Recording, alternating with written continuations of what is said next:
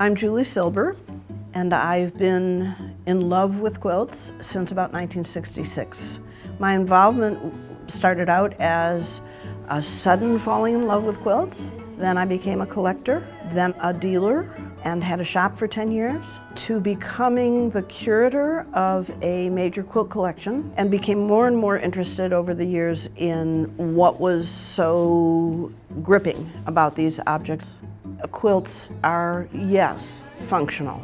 They're warm, beautiful, but they are also objects that hold lives. They hold the lives of the women who made them, the people who lived with those women. They carry messages to us across time about what life was like for an ordinary woman. Almost all women in America in the 19th century and the early 20th century made quilts. And so they can act as a window for us to see what life was like, because those women put their lives into the quilts, whether they knew it or not. Every level, so many levels of meaning and function are held in these objects. And what we're responding to is not just the object itself, but all the levels of meaning and understanding. One scholar called quilts textiles as text. If we know enough about history and geography and technology, we can learn all kinds of things by looking at a quilt that has no history attached to it at all.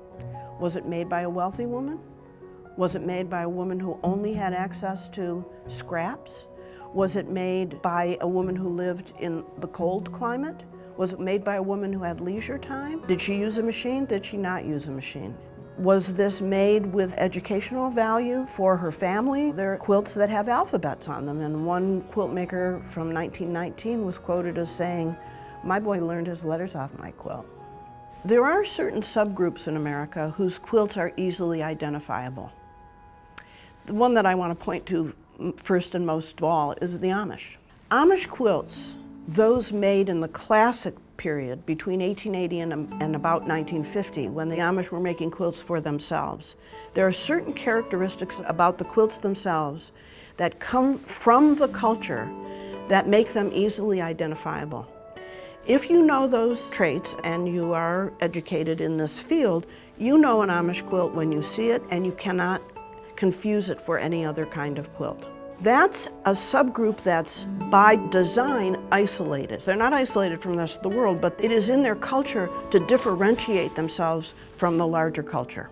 This is not true of African Americans. The African American experience is so diverse that what you're going to find is a diverse set of quilts. Quilts continue to reflect the culture, and so as the culture changes, quilts will be a continuing window into what's actually happening.